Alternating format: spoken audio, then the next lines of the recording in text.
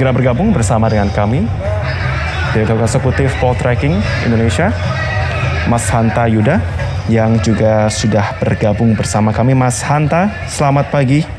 Ya, selamat pagi, Navin. Selamat pagi, Mas Hanta. Proses hari ini kita bisa menyaksikan banyak sekali partai politik yang excitement ya kita melihatnya ya, untuk melakukan pendaftaran hari pertama, tanggal pertama, bahkan jam pertama di sini. Kita saat ini melihat Partai Nasdem yang juga sudah bersiap, dengan juga tadi ada informasi yang disampaikan oleh rekan kami yang mengikuti rombongan dan menyampaikan beberapa poin-poin dan juga konsolidasi. Kalau menurut Anda bagaimana? Hal apa yang bisa Anda lihat tentunya dari momentum kali ini, Mas Hanta? Ya, pertama kalau kita lihat dari Partai Nasdem ya, sekarang sedang proses pendaftaran, terlihat bukan cukup tapi sangat siap untuk bertarung dengan berbagai macam infrastruktur partainya. Dan bahkan dibandingkan partai-partai lain, misalnya kalau kita lihat, kita tahu, kita sadar betul semua partai ingin bertarung mendapatkan limpahan elektoral berupa kotel efek atau efek ekor jas dari penyelenggaraan serentak Pilpres dan Pileg. Di mana Nasdem saya kira ada partai yang pertama dengan tegas mengumumkan calon presidennya, meskipun baru 3 nama, itu juga menjadi salah satu rangkaian keseriusan dari partai ini untuk bertarung ya di dalam pemilu legislatif. Dan ini pemilu yang ketiga kalinya diikuti oleh partai ini. Jadi kalau kita perhatikan semakin siap ya, semakin confident untuk bertarung, sehingga banyak hal yang menarik yang bisa kita tarik dari semua partai, termasuk Nasdem misalnya. Ini salah satu partai, tidak banyak partai yang hari ini trennya terus naik, Mas. Saya lihat kalau dibuat grafiknya yang sudah ikut pemilu 2, 3, atau 4 kali di era reformasi, ada 2 partai, yaitu Gerindra yang kedua Nasdem, itu trennya naik. Nah, itu kalau diperhatikan tren naik ini berkaitan juga dengan berbagai macam strategi, figurnya, capresnya. Yang membedakan tentu Gerindra karena ketua umumnya maju sebagai calon presiden. Jadi ada efek ekor jas yang memang dikapitalisasi, ada dampak itu yang cukup besar. Sementara Nasdem itu belum besar dari sisi ini. Sehingga cara membacanya justru ini peluang. Perolehan yang cukup signifikan didapatkan oleh Nasdem dalam pemilu 2014-2019 itu masih minus faktor capres sebenarnya. Kalau kita perhatikan faktor capresnya Pak Jokowi yang didukung oleh Partai Nasdem, itu saya bicara lebih detail tadi yang ditanyakan oleh Marvin. Faktor itu juga saya kira kita tahu Nasdem tidak mendapatkan berkah elektoral yang begitu besar ketimbang PD Perjuangan. Dan orang tahu bahwa, publik tahu, pemilih sangat mafhum bahwa Pak Jokowi, capres yang didukung oleh Partai Nasdem pada saat itu adalah berwarna merah, partainya ada PD Perjuangan. Sehingga yang paling besar mendapat dampak tentu PD Perjuangan. Nah, artinya kalau dilihat dari sisi optimistis dari sisi Nasdem, di 2024 mendatang, mestinya partai ini semakin besar. Kalau misalnya tepat mendapatkan figur capres yang bisa dicangkokkan magnet elektoralnya itu kepada Partai Nasdem. Jadi ada beberapa variabel yang kemarin menjelaskan mengapa Partai Nasdem 2012 kita tahu baru pertama ikut pemilu sudah cukup signifikan ya, mendapatkan suara 8 sekian juta dengan 35 kursi, kemudian 2019 naik cukup signifikan. Kalau dilihat dari perolehan suaranya itu, perolehannya 50% kenaikannya menjadi 12 sekian juta dengan 59 kursi, lebih dari 10% kekuatan di parlemen. Nah, faktor ini selain faktor Partai Nasdem, mesin partainya, kadernya, ketua umumnya Pak Surya Paloh, seterusnya, itu satu variabel. Variabel yang kedua adalah faktor strategi menentukan calegnya. Magnet calegnya kalau diperhatikan itu juga menarik. Nah, yang ketiga, kalau itu ditambahkan dengan faktor capres, saya kira partai ini mendapatkan saya kira prospek elektoralnya cukup cerah kalau tepat mengambil keputusan capres yang kemudian bisa memberikan dampak secara langsung kepada Partai Nasdem. begitu, Oke. Marvin. Mas Hanta, kalau kita lihat secara visual itu ada yang berbeda kalau saya bandingkan begitu ya Nasdem dengan beberapa partai lain. Misalnya dari ketokohannya begitu kita melihat untuk Partai Nasdem ini ada kemudian beberapa pengurus perempuan juga nampak beberapa di sini, kemudian juga sosok yang lebih muda-mudi dibandingkan dengan tokoh-tokoh yang ada di partai lain. Nah, apakah ini juga bisa dikatakan sebagai bentuk bahwa confidence yang sangat tinggi bagi Nasdem bahwa kami siap meskipun saat ini pun kita juga dipaparkan oleh beberapa partai-partai baru? Ya betul. Saya mulai dari yang tadi, tantangan partai-partai baru. Jadi ceruknya yang diperbutkan, kuenya kan tetap sama. Kalau partai baru semakin banyak datang, berarti kan itu tidak menambah jumlah kursi di DPR. Persentase tetap 100%. Artinya semua partai, tidak hanya Nasdem, punya tantangan kehadiran partai baru. Tetapi di saat yang sama, itu tidak otomatis kemudian partai-partai lama kemudian bisa tergerus perolehan suaranya kalau memiliki strategi yang tepat, kesiapan seperti disampaikan. Nah, yang menariknya, figur utama di partai ingin menjawab poin yang pertama yang disampaikan oleh Mas Marvin tadi. Yang pertama, dari Partai Nasdem ini ketua umumnya itu ada figur yang tidak mencalonkan diri sebagai calon presiden. Itu poinnya. Dan figur-figur seperti Pak Surya Paloh, kemudian kalau PDIP itu Ibu Megawati, itu figur-figur yang kuat sekali mengakar di dalam internal partainya. Sehingga konsolidasi, soliditas partai itu aman, stabil. Karena tantangan partai itu kan biasanya di stabilitasnya. Dan itu tantangan seperti Partai Golkar dalam era reformasi itu kan dinamikanya sangat kencang. Nah, saya ingin mengatakan Partai Nasdem seperti PDI Perjuangan juga itu punya figur yang kokoh di dalam, dia mengakar sekali. Kemungkinan terjadinya faksionalisme yang menajam, kubu-kubu yang saling melemahkan, yang saling bertarung di dalam, menggunting dalam lipatan, itu kecil terjadi. Dan itu menyebabkan mesin partainya berjalan efektif. Saya ingin jawab itu. Satu itu. Yang kedua, figur ini juga menjulang di luar, menjulang di publik, cukup dikenal. Tapi menariknya mereka-mereka, beliau-beliau ini ketua umum yang saya kasih contoh tadi, tidak menjadi calon presiden. Nah, variabel ini saya kira juga menarik. Apa yang disubstitusi oleh Partai Nasdem? Ketua umumnya tidak mencapreskan, tidak menjadi caleg. Ada tokoh-tokoh caleg. Tadi seperti Marvin katakan, atau dari tokoh-tokoh muda, anak muda, kemudian sering generasi muda milenial, tadi perempuan, dan seterusnya, tokoh-tokoh publik, para mantan kepala daerah yang populer, public figure yang populer, dan seterusnya. Nah, ini ditransformasikan figur yang tadinya orang berpikir bahwa figur itu seperti dulu Partai Demokrat, Pak SBY berpaku pada satu figur saja, tetapi Nasdem mentransformasikannya dengan banyak figur-figur lokal, figur-figur daerah, yang mereka ini punya basis suara, basis pendukung di daerah. Nah, itu juga bisa dibaca, saya kira, contoh bagi semua partai, menyiapkan caleg itu dengan serius.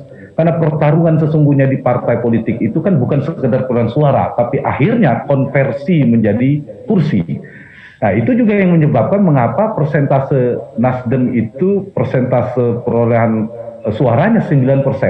Tapi setelah dikonversi menjadi kursi lebih naik lagi, 10,26% kalau salah, hampir 10,5%. Itu menunjukkan juga kekuatan persebaran tentu dapil, tapi di sisi yang lain ini juga menunjukkan bahwa faktor-faktor figur yang mendorong mengkapitalisasi suara. Jadi saya ingin mengambil kesimpulan kekuatan utama Nasdem kemarin sebenarnya bukan faktor kotel efek dari capres, tapi lebih pada calegnya yang lebih kontributif, selain tentu figur ketua umum, faktor mesin partai. Jadi ini, nah kembali kepada figur caleg dan figur-figur tokoh tadi, seperti Marvin katakan ada perempuan, muda. Nah, dua ini adalah segmentasi pemilih kita dalam demografi pemilih Indonesia itu terbesar. Lumbung suara nasional Indonesia itu pemilih milenial, pemilih muda, ditambah pemilih pemula, itu jumlahnya sangat besar, separuhnya menentukan. Yang kedua adalah pemilih perempuan. Jadi dua kunci ini yang ingin bertarung di pemilu legislatif maupun yang ingin bertarung dalam pilkada bahkan pilpres, dua variabel ini sangat menentukan. Saya kira itu cukup jeli ya, tepat diambil oleh Partai Nasdem untuk memunculkan tokoh-tokoh perempuan, tokoh-tokoh muda yang memiliki basis dan tentu nanti harus diikuti dengan kerja-kerja politik yang tepat, berbasis pada data dan strategi yang tepat pula. Jadi itu juga bagian dari kesiapan tingkat kepercayaan diri yang cukup tinggi ya dari partai-partai seperti Nasdem yang sudah menyiapkan berbagai macam nama tadi. Ya saya kira nanti diikuti ujungnya selain kepengurusan adalah wajahnya itu teras utama dari sebuah partai politik itu adalah nanti komposisi calegnya. Tadi kita sudah berbicara sedikit mengenai bagaimana ya untuk profil, tapi kemudian saya ingin kembali berbicara mengenai bagaimana strategi ke depannya. Kalau bisa dikatakan kan saat ini kalau bisa dikatakan ceruk Partai Nasdem sudah cukup kuat, tapi apakah itu cukup untuk kemudian menjangkau sampai ke tingkat grassroots, baik itu dari sisi ketokohan ataupun juga profil dari sang sosok-sosok daerah ini? Ya, potensinya besar, tetapi saya kira Nasdem sebagai partai perlu pembaruan strategi, perlu rebranding lagi karena penyegaran dalam politik itu kan karena selalu dinamis, sama dengan peta politik koalisi itu sama dinamisnya dengan fluktuasi dinamika tren perilaku pemilih, Marvin. Jadi harus disiapkan soal itu. Dan saya kira Nasdem ini mentalnya kan berdirinya itu kan mental partai pemenang. Saya tidak berlebihan untuk mengatakan partai ini pantas untuk confident, untuk terus percaya diri. Kenapa? Dua kali ikut pemilu, dia kan trennya naik, langsung signifikan. Biasanya ada partai yang belum lolos, kemudian turun lagi dan seterusnya. Di 2014 kemudian dapat suara signifikan, kemudian 2019 naik signifikan. Bisa dikatakan kelompok pemenang dalam pileg. Dalam pilpres, itu menang 2 kali bersama Pak Jokowi, bersama koalisinya tentunya. Itu di pilpres juga menang. Artinya memang partai pemenang. Dan yang ketiga, kalau dibuka data pilkada, saya sementara itu memenangkan dalam koalisi pilkada itu 132, diantaranya ada 4 bahkan lebih pemilihan gubernur. Yang saya tahu gubernur Jawa Barat berkompetisi besar, gubernur Jawa Timur, kemudian di Kalimantan itu ada Kalimantan Barat dan sebagainya. Terakhir di 2020 itu kadernya sendiri di Sulawesi Tengah memenangkan pemilihan gubernur. Artinya wilayah-wilayah strategis yang diambil oleh Nasdem, bahkan kalau kita ingat di Jawa Barat itu kan yang pertama yang mendukung Ridwan Kamil, itu partai Nasdem ini adalah biasa menjadi pionir, dia menjadi penggagas utama dalam membantu koalisi. Sama sekarang kalau diperhatikan dengan dinamika pilpres, koalisinya kan kita lihat gondang dia seperti sedang berupaya membentuk poros koalisi sendiri. Nah karena itu tidak berlebihan saya ingin mengatakan bahwa partai ini, Partai Nasdem ini memiliki peran yang cukup strategis dalam peta konstelasi politik nasional kita maupun di daerah. Nah itulah yang menyebabkan mental mereka, partai ini seolah-olah ingin terus menjadi pemenang. Nah tetapi di saat yang sama saya kira setiap pemilu punya tantangan yang berbeda, petanya mulai berbeda, pesertanya bertambah, sehingga tadi saya ingin menjawab pertanyaan Marvin tadi, di 2019 iya, 2019 iya, 2024 adalah ada variabel satu, capres. Nanti ada capres-capresnya. Nah itu harus tepat, Partai Nasdem mengambil calon presiden mana yang pertama diproyeksi akan memenangkan pertarungan, itu satu. Yang kedua, bagaimana kejelian membaca si capresnya itu memberikan dampak elektoral, di mana Nasdem memiliki berkah secara elektoral. Karena kalau menang saja, kemudian capres-cawapresnya tidak terasosiasi kuat, tidak punya brand connection dengan Partai Nasdem, figur itu juga saya kira tidak akan mendapatkan peran secara signifikan nanti dari kotel efek itu. Dia harus tepat menang, kemudian juga dia terasosiasi kuat dengan Partai Nasdem dari sisi capres, karena ini kan serempak. Yang kedua, tadi yaitu soal caleg-calegnya. Nah ini juga saya kira jangan ditinggalkan tradisi ini. Kekuatan Partai Nasdem sebelumnya kan itu kan ada figur mantan kepala daerah, public figure, tokoh publik. Nah ini harus betul-betul di branding. Kekuatannya itu kalau dalam bertarung kan di tangan kanan kita harus kuat datanya akurat.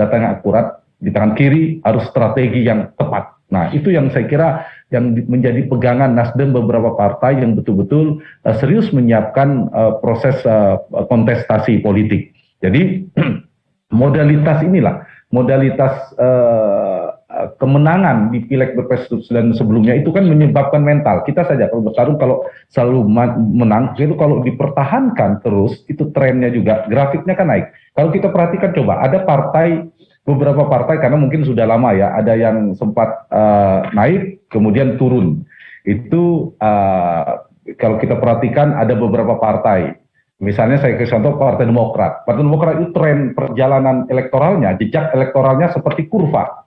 7%, kemudian menjadi pemenang pemilu 20% di era Pak SBY, puncaknya menjadi calon presiden periode kedua, kemudian turun. Itu seperti kurva. Nah, kebalikannya ada partai pemenang pemilu, PDI Perjuangan, itu seperti kurva terbalik. Kurva terbalik. Pemenang di tahun 99, kemudian anjlok cukup kuat ya di tahun 2024 ya kalau tidak salah, 2009. Nah, kemudian sekarang lagi naik tren era capresnya Pak Jokowi. Jadi seperti kurva terbalik. Ada Partai Golkar, peran kursinya itu trennya agak turun. Meskipun ya landai, tapi sempat turun kemudian landai trennya. Kalau dilihat jejak elektoralnya dari pemilu 99, sempat pemenang 2024, tapi kemudian di 2009 turun sedikit peran kursinya, landai, turun dan stagnan. Nah, ada Gerindra dan Partai Nasdem sebenarnya itu trennya naik. Kalau dilihat titik-titik kita bikin itu trennya tren elektoralnya itu naik. Nah, dua partai itu. Yang membedakan, ini data ya basisnya, Partai Gerindra itu memang didongkrak oleh faktor Pak Prabowo, seperti dulu Demokrat dan Pak SBY. Nah, sementara Nasdem kan belum ada figurnya yang betul-betul, misal ada capres yang kuat, oh ini Nasdem ya, itu yang belum, saya kira menjadi peluang sekaligus tantangan bagi Nasdem ke depan untuk memainkan strategi itu. Dan insya Allah saat ini masih bergabung bersama kita Direktur Eksekutif Poltreking Hanta Yuda. Mas Hanta Yuda, selamat pagi. Ya, selamat pagi, Bung Dinar. Ya. Mas Hanta, kalau kita lihat sekarang yang dilihat pemirsa di layar Metro TV adalah pendaftaran Partai Prima. Apa yang Anda bisa ceritakan kepada kita? Saya terus terang tadinya berpikir pemilu 2024 akan menjadi waktu di mana kita melihat partai politik itu semakin ramping jumlahnya.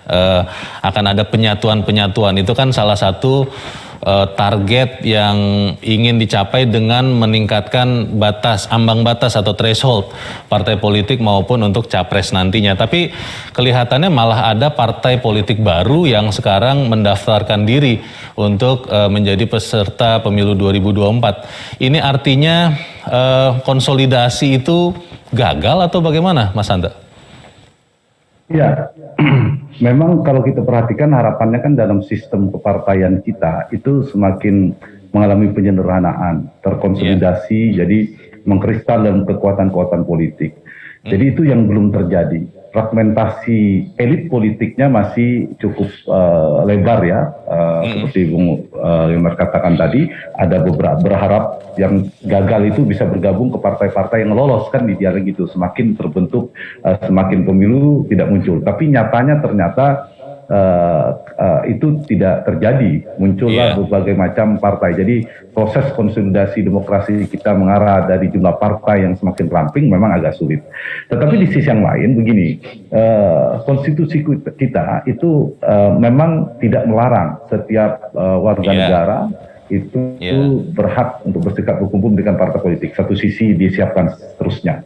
Tapi di sisi yang lain, dalam kita menata sistem berdemokrasi kita, sistem politik kita, tentu tiga hal ya komponen sistem berdemokrasi utama dan politik itu, sistem kepartaian, sistem pemerintahan, dan sistem pemilu. Nah, dari tiga sistem ini sebenarnya kita sudah ada proses filterisasi yang melalui ambang batas tadi, seperti Bung Leonard katakan tadi, parliamentary threshold, itu yang membuat kalau ada yang bisa mencapai 4%, itu yang saya kira ujiannya nanti, termasuk partai prima, partai apapun nanti bisa menuju ke sana. Jadi upaya untuk menyederhanakan partai politik itu ada beberapa instrumen politik atau proses rekayasa, tanda petik rekayasa institusional untuk membentuk sistem kepartaian kita yang lebih ramping.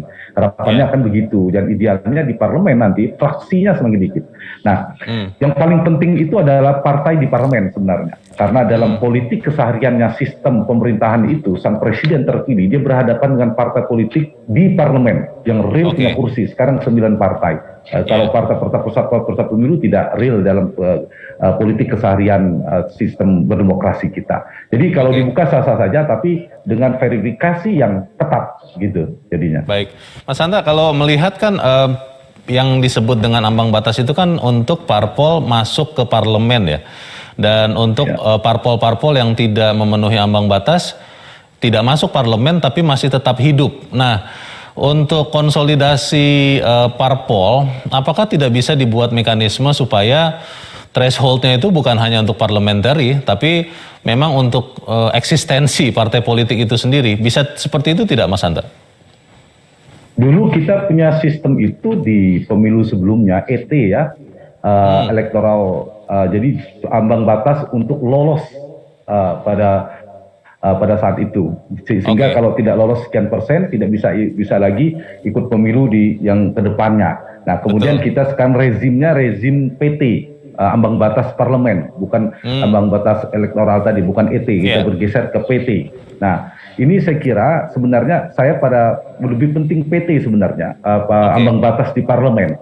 Bagaimana upayanya menyederhanakan jumlah partai politik di parlemen, karena yang real bertarung itu adalah tadi saya katakan partai di parlemen. Jadi sudah tepat ya. Bahkan kalau perlu dipikirkan syarat membentuk fraksi, kalau nanti ada sistem fraksi kan masih ada. Itu syarat membentuk fraksi, saya misalkan saja syaratnya harus 100 kursi. Kalau 100 kursi baru bisa membentuk fraksi. Otomatis jumlah fraksi di DPR nanti semakin sedikit. Mungkin hanya 3 atau 4, semakin sederhana. Nah ini yang saya kira juga upaya untuk membentuk penyederhanaan dalam sistem regulasi, sistem hubungan ketatanegaraan kita nanti dalam proses membuat undang-undang, controlling, budgeting, itu konteksnya nanti. Ditambah tentu partai-partai juga, sang presiden bernegosiasi politik itu kesehariannya adalah bertemu dengan para ketua umum. Nah ketua umum yang real memiliki kekuatan politik adalah ketua umum yang partainya lolos ke parlemen. Nah itulah sebenarnya hitungan jumlah kepartaian kita. Nah soal partai-partai baru itu soal mereka bertarung ingin mencoba, ya saya kira nanti ujiannya di sini, verifikasi administratif, verifikasi faktual, dan terakhir adalah ujiannya pilihan publik. Kalau kemudian didukung sampai 4%, mereka bisa masuk gelanggang di Senayan, tapi kalau nggak lolos ya terus seperti ini. Dan harapannya harusnya mereka gabung ya ke partai-partai yang sudah ada gitu, agar demokrasi kita semakin tertata gitu. Mas Hanta, kalau Anda lihat partai politik baru yang sekarang sedang mendaftarkan diri sampai tanggal 14 Agustus nanti, itu sebetulnya memang kemunculannya adalah karena dasar ideologis, karena dasar gerakan yang selama ini tidak terwadahi di partai-partai politik yang lain yang sudah pernah ikut pemilu, bahkan mungkin jadi pemenang atau yang lain, atau memang karena 100% itu karena perbedaan atau perselisihan yang memunculkan partai-partai baru ini, Mas Hanta? Saya kira variatif ya kalau kita perhatikan, tetapi lihat dari sejarah perjalanan partai politik kita, dinamika elektoral di Indonesia itu, partai-partai yang paling memiliki peran signifikan atau paling tidak warnanya terlihat adalah partai-partai genealogi, partai-partai pecahan dari pertarungan yang tidak tuntas di partainya masing-masing. Awalnya kita lihat sepalan partai begitu ya Mas Hanta ya? Semacam itu ya? Ya, dia berangkat dari sana. Misalnya Partai Golkar, kemudian melahirkan banyak partai kan, kita lihat ada beberapa. Termasuk yang sekarang kita bicara konteksnya 2024 saja, ada Partai Umat. Itu kan kelompoknya didirikan oleh Pak Amin Rais, itu kelompok-kelompok adalah, kalau bahasa saya istilahkan, saya minjam istilah Bung Leonard tadi, kesempalan. Dulu mereka bertarung di Kongres Partai Amanat Nasional, kemudian kalah. Nah mereka membuat wadah baru, membuat partai. Begitu juga Partai Gelora misalnya. Kemudian Pak Anies Mata juga bertarung dalam pemilihan presiden PKS pada saat itu, tahun berapa. Kemudian mereka sekarang membentuk Partai Gelora. Tidak hanya tahun 2004, sama semua partai-partai itu, termasuk beberapa partai sebelum-sebelumnya. Sehingga yang paling banyak, paling signifikan itu ada partai genealogi, partai yang lahir dari partai induknya yang paling besar, yang pecah, kemudian tidak selesai dalam dinamika internalnya, kemudian untuk partai. Tapi ada juga memang partai yang beberapa ya tidak terlalu signifikan. Kecuali yang dulu tahun 99, ya yang awal reformasi itu partai-partai mulai muncul misalnya PAN sendiri ya, PAN kemudian dia tidak PKB dan seterusnya, itu tidak ada kaitan terlalu garis kepartaiannya dengan PDIP, dengan Golkar, meskipun P3 ya dan kelompok Islamis misalnya, tapi mereka basisnya NU, Muhammadiyah dan sebagainya gitu. Jadi variatif, tetapi semakin kemari simpulan saya, tantangan ingin lolos ke PT itu kian berat. Kalau dulu berat, sekarang semakin berat sekali, sangat berat. Jadi kalau saya ditanya apakah mungkin akan ada tambahan partai, sekarang 9 partai kemudian nambah lagi, itu berat itu. Potensi berkurangnya justru besar. Nah ini PT kita ini kan hanya 4%, jadi kecuali dinaikkan kalau ingin kurang dari 9 partai begitu. Oke. Mas Hanta, kalau melihat kemunculan partai-partai baru, tentunya kan semua partai ingin menang ya. Tidak ada yang mau menjadi nomor 2 atau nomor yang lain. Tapi kalau melihat keberadaan partai-partai baru, kita fokus ke partai baru dulu nih Mas Hanta. Apakah memang partai-partai ini sudah berakar, sudah hidup di tengah-tengah masyarakat, sudah memang memiliki benar-benar konstituen yang pasti begitu? Atau memang kemunculan partai-partai baru ini memang tujuannya hanya supaya bisa ikut pemilu dan bisa ikut mendapatkan kekuasaan sebetulnya? Kalau Anda lihat ya, tanpa menyebut partai yang mana? Ya, saya kira sulit saya ingin melihat contoh dengan berat. Saya ingin mengatakan poin pertama yang tadi premis yang dibuat oleh Bung Leonard. Yang pertama itu saya menemukan partai-partai yang lahir memang dari akar yang kuat itu sulit. Saya mengatakan bukan hampir, memang tidak ada. Seperti tadi yang saya katakan di tahun 99 itu kan kelihatan lahirnya PKB, lahirnya Partai Amanat Nasional, itu kan punya basis berbasis masa Islam tradisionalis, misalnya PKB dengan NU-nya, kemudian PAN dengan Muhammadiyahnya, kemudian ada PKS yang dulu PK namanya, kemudian juga di partai-partai nasionalis lain PDIP dan sebagainya. Nah, kalau sekarang memang kita tidak menemukan ada partai yang memiliki akar yang kuat dengan segala hormat, tanpa mengurangi rasa hormat kepada partai-partai baru, itu tantangannya berat karena tidak ada basis utamanya. Jadi kalau ingin bikin partai yang prospektif itu, betul, pertanyaan tadi bagus, mulainya dia punya akar basis dulu. Siapapun nanti ketua umumnya itu, ini partainya kami, ini partai Nadien, ini partainya Wong Cilik, ini partainya ini partainya itu, dan seterusnya, itu dulu. Nah, itu sulit untuk didapatkan dari partai-partai baru, tanpa kita menyebut ya tadi poin nama. Yang kedua, partai bisa didirikan karena ada figur yang kuat capresnya. Itu prospek juga, paling tidak dalam jangka pendek. Contohnya ketika Demokrat didirikan oleh SBY, itu kan lumayan. Faktor terbesarnya ada faktor SBY karena sebagai kendaraan politik yang ingin nyapres. Misalnya sekarang siapa ya?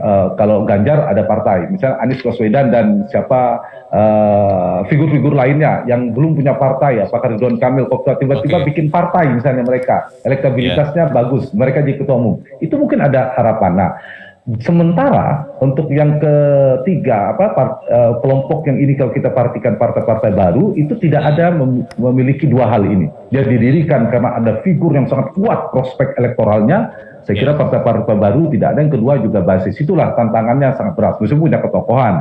Saya katakan tadi, saya kasih contoh aja karena Pak Amin Rais kan tokoh utamanya PAN bikin Partai Umat, kemudian Anies Mata bikin Gelora. Tetapi ketokohan sebagai figur capres, tren hari ini kan mereka kan figur-figur sebelumnya kan masa lalu seperti Pak Amin. Nah itu tidak ada, sehingga saya kira itu yang perlu jadi tantangan ke depan. Nah yang kemarin yang hampir lolos kan Perindo ya, yang menarik Perindo. Nah Perindo memang ada punya potensi nih di layar Metro TV Perindo. Perindo punya potensi karena kemarin hampir lolos. Nah mesinnya berjalan. Figur-figurnya saya kira ada prospek ya. Nah yang sementara partai-partai lain saya kira harus kerja keras. Karena di saat yang sama, selain punya partai yang belum lolos seperti Perindo juga menjadi kompetitor mereka, ditambah partai-partai lama seperti PDIP, Golkar, PKB, Nasdem, Gerindra, ini kan kian siap. Karena punya lawan, mereka makin siap. Jadi semakin berat sebenarnya, bukan untuk membuat pesimis partai-partai baru, jadi harus serius bikin partai, harus kerja politik yang siap dengan berbagai macam variabel penopang untuk mendongkrak elektabilitas tadi. Kalau bicara kepada peraihan suara ya, baik melihat sejarah sekian pemilu yang lalu melihat prospek di 2024, Mas Hanta, apakah memang partai-partai baik yang baru pertama kali mendaftarkan saat ini ataupun yang memang sudah pernah menjadi peserta pemilu yang lalu tetapi belum masuk parlemen karena tidak memenuhi ambang batas, itu berpotensi mengurangi suara pemilih dari partai-partai yang memang sudah masuk di parlemen, atau memang ya ini adalah dinamika politik jadi lebih bersifat sebagai pelengkap begitu ya? Bagaimana Mas Hanta? Ya, yang pertama ini lagi kan ada dua yang ditawarkan Bung Leon menarik. Apakah yang pertama yang kedua? Saya kira kalau diperhatikan kalau mereka mengancam, dilihat dari partai baru ini mengancam secara partai-partai yang lama, secara mengganggu peta politik tidak terlalu saya lihat. Kecuali di beberapa kasus-kasus partai. Saya kasih contoh tadi yang dua saya bilang, apakah PKS akan berpotensi tergerus oleh Gelora? Apakah Partai Amanat Nasional berpotensi karena di situ adalah kader-kadernya juga membentuk partai umat, ada figur Pak Amin Rais. Paling di situ, itu pun tidak signifikan menurut saya, akan menggerus partai itu. Apalagi partai-partai lain seperti Golkar, PD Perjuangan, Nasdem, Gerindra agak sulit. Jadi saya kira mereka memang cukup berat ya untuk mencari ceruk baru ini. Nah, cuma yang memang yang agak partai baru ini seperti Perindo itu punya prospek. Kenapa? Mereka sudah punya modal yang hampir lolos kemarin 3% kalau tidak salah ya.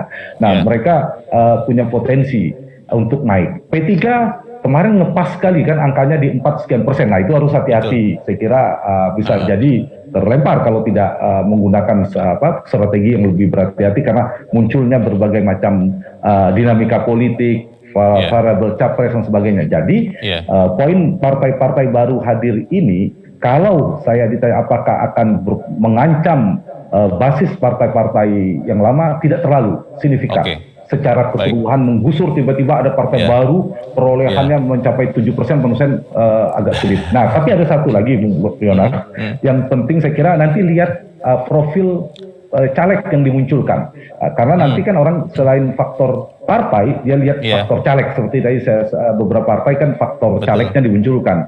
Nah, kalau mereka kemudian calegnya juga tidak ada figur-figur yang menonjol, yang magnet elektoral yang kuat, yang sesuatu yang beda, saya kira juga ya akan menjadi eksperimen politik lagi. Ada partai yang mencoba keberuntungan, apakah bisa lolos atau tidak begitu. Mas ada Hanta PSI punya juga, selain Perindo sebenarnya PSI ya cukup menggeliat, itu juga ada potensi untuk mengambil keberhasilan lagi di 2024 karena gagal di sebelumnya gitu. Mas Hanta punya catatan atau tidak ya? Ini kan kita sedang melihat tahapan awal dari pemilu, pendaftaran partai politik peserta pemilu. Kalau melihat sejarah atau catatan pemilu-pemilu sebelumnya, dari yang mendaftar itu berapa persen yang kemudian akhirnya lolos dan ikut bertarung di pemilu, dan berapa persen yang akhirnya memang tidak bisa lolos, Mas Hanta? Iya, memang persisnya persentase harus kita buka lebih ini ya, Bung Leonard. Tapi ada beberapa seleksi, satu seleksi administratif biasanya, soal badan hukum dan seterusnya. Itu biasanya relatif mudah bagi partai-partai. Nah, yang biasanya lolos tidak lolos yang mereka tunggu ini nanti adalah verifikasi faktual. Nah, di sini biasanya lebih banyak bergugurannya. Faktual ada persyaratan kepengurusan di sekian provinsi, kabupaten, kota, di setiap kabupaten kota ada berapa kecamatan, sekian persen di setiap kecamatan sampai ke bawah dan seterusnya. Itu faktual. Nah, partai-partai lama, partai-partai seperti yang hampir lolos, saya kira mungkin akan sangat mudah ya. Apalagi partai-partai lama kalau misalnya diverifikasi ulang faktual, itu juga sangat mudah. Nah, partai-partai baru, titik krusialnya adalah di sini, di verifikasi faktual. Nah, di sini biasanya banyak partai yang berguguran. Persentasenya cukup besar ya. Nah, itulah menyisakan peserta pemilu akhirnya tinggal 14 atau 16 seperti tahun 2019 yang lalu. Nah, kemudian ikut pemilu, itu peserta pemilu. Kita punya kertas suara kan, ada PBB, ada Partai Hanura yang tidak lolos, kemudian ada PKPI, dan lain sebagainya. Partai Bulan Bintang, dan seterusnya, itu yang tidak lolos, termasuk Perindo, PSI, semuanya. Kemudian ini seleksi oleh publik, seleksi di pemilu. Nah, di pemilu ini gugur dari sekian itu juga cukup tinggi. Nah, salah kalau tidak salah 9 ya gitu yang menjadi partai di parlemen. Jadi proses-proses itu versi faktual dan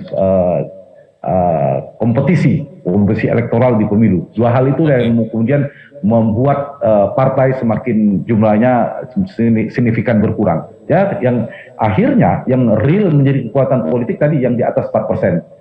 Perindo pun yang 3% juga tidak dianggap hangus tanda petik oleh sistem politik kita. Gitu. Kalau melihat pencalonan ini nanti kapan ya untuk diumumkan yang mana bisa ikut pemilu dan partai mana yang tidak bisa itu kapan ya Mas Hanta ya? Ya kalau tidak salah jadwalnya kan antara 1 sampai 14 Agustus ini baru pendaftaran ya.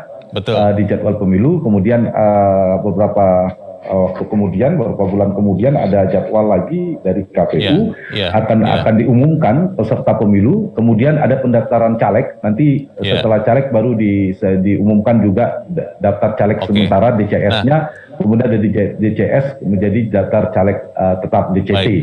Nah, kalau mekanismenya Mas Hanta, kalau partai politik yang kemudian tidak lolos verifikasi dan akhirnya menerima begitu ya, tidak bisa ikut pemilu, apakah mereka boleh apa ya istilahnya, saya tidak tahu apakah menggabungkan kekuatan atau berhimpun atau fusi gitu dengan partai-partai yang lolos, itu bisa apa tidak ya?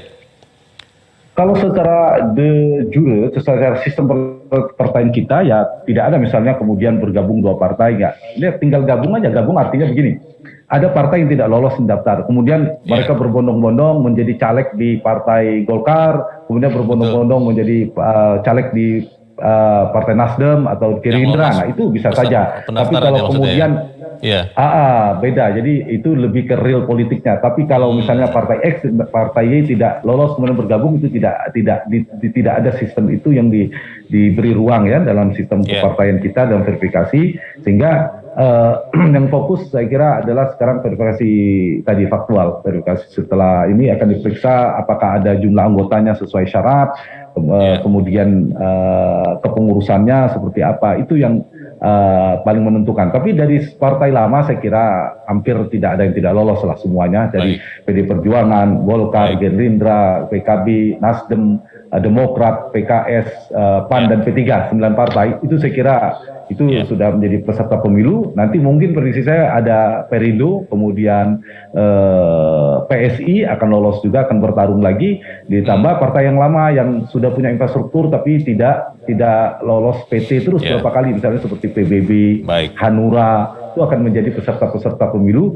Tinggal nanti kalau mereka punya strategi yang tepat, ada caleg, ada orang, ada migrasi caleg yang kokoh. Jadi saya kira partai-partai baru itu harus memikirkan itu, munculkan caleg. Salah satu strateginya selain membuat rebranding daya tarik baru, magnet baru bagi partainya masing-masing. Gitu. Baik, Mas Hanta, tadi sudah dijelaskan juga oleh Wakil Ketua Umum Partai Nasdem Ahmad Ali yang mengatakan bahwa sebagai partai yang memang memenuhi parliamentary threshold, maka proses verifikasi untuk Nasdem, tentunya juga untuk partai-partai yang lain yang memang memenuhi parliamentary threshold, hanya dilakukan secara administratif, tidak faktual. Betul ya Mas Hanta ya? Ya betul, meskipun di Undang-Undang Pemilu kita kan semua partai itu harus mengikuti proses verifikasi administratif maupun faktual, tetapi ada di putusan Mahkamah Konstitusi ya nomor 55 tahun 2020 itu menyebutkan bahwa partai yang sudah menjadi peserta pemilu 2019 kemudian lolos di parlemen itu tidak perlu dilakukan verifikasi faktual karena sudah dianggap 2019 yang lalu. Jadi partai parlemen, partai DPR, meskipun sebenarnya yang tidak lolos juga partai DPRD karena kan tidak ada ambang batas parlemen di level DPRD. Mereka partai-partai yang tidak ada di DPR 9 itu ada di DPRD. Nah 9 ini tentu saya kira kalau cuma verifikasi administratif ya sudah hampir bisa dipastikan 9 partai ini akan menjadi peserta pemilu ditetapkan di tanggal 14 Desember mendatang. Nah yang kerja beratnya adalah seperti tadi kita diskusikan, partai-partai baru yang non parlemen dan partai betul-betul baru, mereka harus menghadapi verifikasi faktual yang cukup berat tadi ya, yang harus punya kepengurusan di seluruh provinsi, kemudian 75% kepengurusan kabupaten kota di provinsi dan 50% tadi Bung Leonard juga sempat mereview itu di kecamatan di setiap kabupaten kota. Nah ini tantangan beratnya bagi partai baru. Sementara 9 partai ini saya kira sudah bisa fokus lah untuk strategi pemenangan, menyiapkan caleg dan sebagainya begitu. Ada yang mengatakan begini Mas Hanta, kalau untuk partai politik khususnya yang baru, tapi ini kalau saya pikir juga berlaku untuk partai politik yang sudah ada sebelumnya, yang sudah ikut pemilu sebelumnya, adalah ada 3 hal katanya yang bisa memenangkan partai politik ini. Yang pertama ketokohan, seperti yang tadi Mas Hanta juga sudah sempat sebut, siapa yang akan dicalekkan, siapa yang akan dicapreskan begitu. Lalu yang kedua katanya adalah juga butuh kekuatan dukungan logistik finansial. Dan yang ketiga yang paling kuat juga adalah apakah sudah mengakar di akar rumput yang tadi sudah sempat kita bicarakan. Kalau melihat 3 kondisi ini, kelihatannya akan ada kejutan tidak di pemilu 2024. Saya tidak mau kita mengecilkan semangat partai-partai yang baru tentunya, tapi kita bicara realistis begitu. Nasdem mulai ikut pemilu misalnya di 2014, lalu 2019, dan itu ada kejutan karena partai yang baru terverifikasi di 2011 bisa mengambil suara begitu rupa. Di 2024 kira-kira akan ada hal serupa terjadi tidak Mas Hanta? Ya betul, Nasdem di 2014 ya, kemudian sebelumnya di 2009 ada Partai Demokrat juga, itu baru jadi peserta pemilu, kejutan lah katakanlah. Nah 2024 dengan berat hati saya harus mengatakan dengan segala hormat dengan partai baru sulit ya. Faktor itu, karena faktor tadi yang saya katakan variabel yang 2 tadi ya, kita sudah sempat diskusikan harus ada figur kuat sebagai capres, dia punya ceruk basis utama. Nah itu agak sulit ya, itu tantangannya. Meskipun kita tetap membuka, ya tentu ada peluang karena bisa melakukan kerja-kerja politik sekitar 1,5 tahun ke depan. Tapi kita bicara realnya itu sulit ya, sulit saya mengatakan akan muncul figur-figur atau bukan partai-partai baru yang kemudian menjadi pendatang baru tiba-tiba mendapatkan suara signifikan di atas 5%. Itu sulit. Nah, kalau misalnya ada 1 atau 2, mungkin tidak, agak sulit juga. Ada 1 partai baru yang lolos PT mungkin masih memungkinkan, tapi tiba-tiba mendapatkan suara signifikan seperti Partai Demokrat dan Nasdem yang 7% atau bahkan lebih dari itu saya ingin mengatakan realitas datanya dan perkembangan politiknya agak sulit. Nah, betul, faktor yang sangat menentukan nanti ini faktor strategis setiap partai ya. Satu, strategi mereka membranding kekuatan figur caleg, figur capres yang dia dukung, sama membranding kekuatan kelembagaan institusi partainya. 3 hal ini, strategi 3 itu. Ditambah tadi itu betul ceruknya, bagaimana menentukan ceruk pemilihnya, basis utamanya, akar partainya di mana gitu. Dan yang ketiga, bagaimana partai itu melakukan strategi mengefektifkan mesin partainya. Jadi kekuatan tadi, figur institusi, figur partai dan capres. Yang kedua adalah menyasar pemilih yang tepat, itu ceruk yang mau diambil. Yang ketiga adalah mesin yang efektif dengan tren hari ini, baik media sosialnya, serangan darat, udara, dan seterusnya, treatmentnya. Dan satu lagi, kekuatan logistik. Nah, logistik digunakan untuk menggerakkan berbagai macam strategi-strategi tadi. Nah, betul, kalau dilihat dari partai-partai baru, saya kira tidak ada yang terlalu dominan dalam salah satu faktor tadi. Misalnya ada capres kuat bikin partai, kan tidak ada gitu. Atau ada basis ormas besar mendeklarasikan partai. Kemudian itu yang saya katakan tidak ada, sehingga sementara agak sulit untuk memunculkan partai-partai baru kemudian mendapatkan suara signifikan 7 atau 80% seperti Nasdem di pemilu sebelumnya, begitu. Ya, kalau tadi sempat juga kita dengarkan pernyataan dari baik Wakil Ketua Umum Partai Nasdem Ahmad Ali maupun Sekjen Partai Nasdem Joni G. Plate sebelumnya mengatakan bahwa Nasdem menekadkan diri untuk mendapat setidak-tidaknya 100 kursi di parlemen. Kalau kita lihat itu kan hampir 20% ya di parlemen, dan itu target yang sebetulnya kan luar biasa. Sekarang kan Nasdem punya 59 ya Mas Hanta ya? Iya. 59 kursi. Itu realistis atau seperti apa kalau Anda lihat? Ya, begini cara membacanya.